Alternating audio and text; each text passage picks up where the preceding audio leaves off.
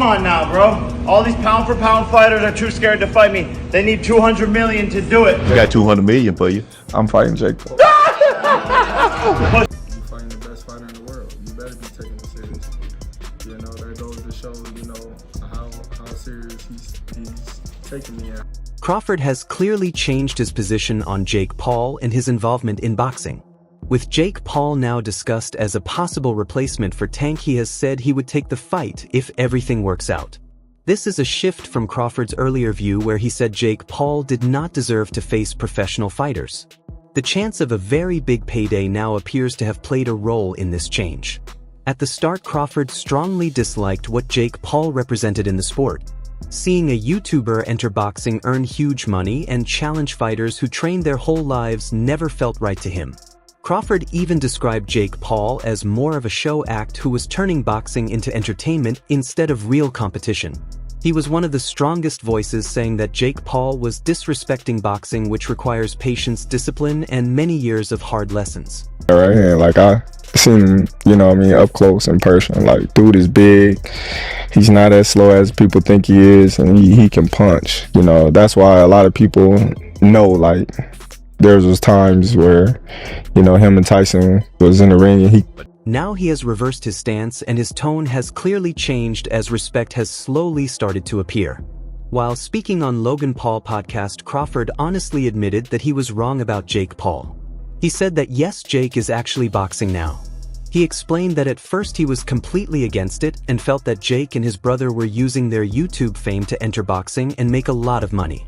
He believed it was unfair because many fighters spend their entire lives training and still never earn close to that amount. At that time, Crawford felt it was disrespectful to boxers who had worked hard for years. These words are important because they come from someone who once believed Jake Paul was bad for boxing. Because check this out, Tank ain't gonna lose this fight. Hell no. Hell no. Tank ain't losing this fight. Too many holes. Man, Jake don't have enough experience. Yeah, man, this gonna be taking candy from a baby. You know, Jake is missing the rules. See, this is what happened when you don't grow up in the game. When you don't grow up in the game, man, at a young age, this is what happens. You know? According to Crawford, this shift in his thinking happened after he closely watched Jake Paul train. He saw Jake putting in real work like a professional fighter and not acting like an influencer. That was the moment things became clear for him. Crawford said that after watching Jake and seeing how seriously he was training and focusing on boxing, he realized that Jake was improving. This is not praise Crawford gives easily. He is known as a perfectionist who is undefeated, focused on details, and dangerous in the ring. So for someone like him to admit that Jake Paul impressed him shows a real change. He is not calling Jake a top-level fighter, but he is clearly admitting that the effort and commitment are genuine. Ryan Garcia fights for DAZN, and Jake Paul fights on Netflix. I mean, that's pretty much the bottom line. Golden Boy has a contract with DAZN. Ryan Garcia has a contract with Golden Boy. And that's just the way it is. I mean, this is business. You know, Ryan Garcia's probably going to go on a rant saying, oh, you're keeping me from making money and this and that and fighting. No, you have to go by the law. Crawford witnessed it personally when he traveled to Puerto Rico to watch Jake fight Ryan Borland. Jake delivered a clean knockout that night, and Crawford, who was attending a convention, was watching very closely.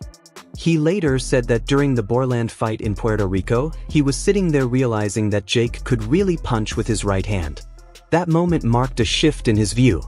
While Jake was not facing a dangerous opponent, Crawford saw it as part of the process. For Jake, it was another step forward, just like the path every fighter takes while building experience and confidence.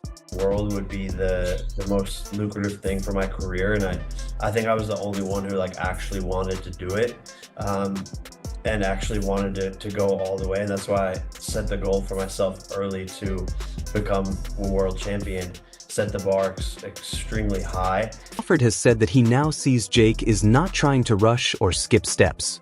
He is not pretending to be ready to fight Usyk or Canelo tomorrow. Instead, he is taking on opponents that match his level and improving with each fight. Crawford noted that many people just want to see Jake face Alexander Usyk, but that is not how it works. You have to climb the ladder step by step. Seeing Jake fight in person gave Crawford even more respect for him than he already had. This is a big change for someone who used to roll his eyes whenever Jake's name came up. Now Crawford is not only recognizing him but is even open to the idea of fighting him. With Gervonta possibly out of the Jake Paul fight, that opportunity has become much more real. Happening, all sorts of crazy stuff, guys. If this is true, I just talk about just fumbling the bag. One of the biggest financial opportunities of his career, and he's about to ruin it. It's being reported that Jake's team is offering Ryan Garcia as a replacement for a... When Crawford first heard about the fight between Jake and Tank, he also called it crazy, and he was not wrong. It really is a wild matchup. Jake Paul is a cruiserweight around 200 pounds while Tank fights at 135, which is a huge difference. Still, Jake was not backing down. In a Netflix interview, when asked about Crawford's comment, Jake said that the fight is crazy because it features two of America's biggest boxing names. He explained that it is a 50-50 matchup due to Tank's skill and experience, but that Jake's size acts as an equalizer, making it an exciting and unpredictable fight. Look at Tank. Now, if you know what you're looking at, the guy must be around 150 right now, 153, something like that. And you can really tell when he's sideways. When you look at him sideways and see the depth. See, from the front view, you can't really tell. But when he turns sideways, the guy is a wrecking ball. He's literally a baby Ryan. That is classic Jake, confident, calculated, and always in control. Then came the question that got everyone talking. Would he fight Terence Crawford? Jake did not hesitate at all. He said he would definitely fight Terence 100% and was ready to go. That is the fight nobody expected. Crawford is 42-0, one of the best pound-for-pound fighters alive, and possibly the most complete boxer of his generation. Yet he is getting older while Jake is still young, strong, and huge for his weight. From both a financial and attention perspective, it makes perfect sense. You really got knocked out. Yeah, I really got knocked out. Watch the fight, you idiot. Went 12 rounds. Like, you're weird, bro. Bro didn't even knock me out or even throw punches. That's sad, bro. Just know, bro, I'm coming back. It's gonna be vicious. Like, you guys don't want to see that. You guys are weird trying to troll me over a fight I didn't even care about. From a legacy point of view, the matchup is crazy, and that is likely why both fighters are open to it. Jake mentioned that a fight with Canelo was almost finalized before the Mexican star pulled out and signed a deal with Saudi boxing promoter Turki Al-Sheikh. He said that the Canelo fight would still be huge for him because they are both major draws in boxing and it would be an amazing challenge. But for now, Jake is focused on November 14th and getting through Tank first. He's 5'5" with a 67-inch arm reach. But as you can see here, he's working on his versatility. He's now working on fighting orthodox. He's naturally a southpaw. Now he's working on fighting orthodox. With Tank possibly out, the question is who steps in next. Crawford fits perfectly as a replacement. He brings respect, credibility, and technical skill, while Jake brings the attention, marketing, and mainstream appeal. Together they capture millions of viewers, and both are aware of it. What is striking is how fast things can change in boxing when money and timing come together. Do I think he beats Jake? Yeah. I mean, it's a huge size advantage, though. It is, but I think Tank got the skills to make sure he come out on top. Do you think that Jake has gone better? Yeah, I think actually Jake got tremendously better from the time frame that he started till now. And in the right situation, I also could see him become a warrior. A year ago, Crawford would not even mention Jake's name in the same sentence as boxing. Now he says that if everything lines up, he would take the fight. It is no longer about surprise or controversy, it is about business. And it is easy to understand why. Crawford has achieved everything, undisputed in 2 weight classes, perfect record, pound-for-pound respect. There are few fights left that excite fans or pay him what he deserves. A matchup with Jake Paul would generate huge pay-per-view numbers. At this stage, it is not about proving anything but about earning from his legacy while the moment is right. What's going to happen with a 135-pounder going up against a 200-pounder? I think it's not a real fight. Jake just too big. Tank ain't gonna be able to get in from that jab.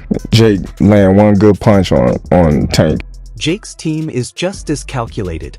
They understand that facing Crawford gives him credibility he cannot earn by beating another retired MMA fighter.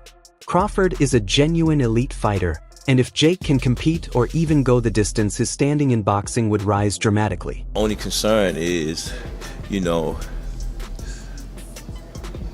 the gloves. You understand what I'm saying? Because we don't fight in 12-ounce gloves. We don't use 12-ounce gloves. That's training gloves, you know what I'm saying? I'm like, that's 2 pounds away from Jake. It's crazy stuff, guys. If this is true, I just talk about just fumbling the bag. One of the biggest financial opportunities of his career, and he's about to ruin it. It's being reported that Jake's team is offering Ryan Garcia as a replacement for come out and put this fight in serious peril. So much so that reports have been saying that, hey, Jake Paul's team have already started contacting fighters about being a replacement, whether it be for this November 14th date or maybe a date in December. And the 5 names they already contacted are some of the biggest names in the sport. People that pick and lose fights, I can't get my head around it. If Tank hits him clean, he's going to sleep. He'll have a lot of smoke blowing up his backside by his... Alright, everyone, stay tuned for the latest boxing news, highlights, events, and stories. Subscribe to Ring Headquarters and turn on notifications so you never miss an update. Make sure to check out our other videos as well. Until next time, take care and stay safe.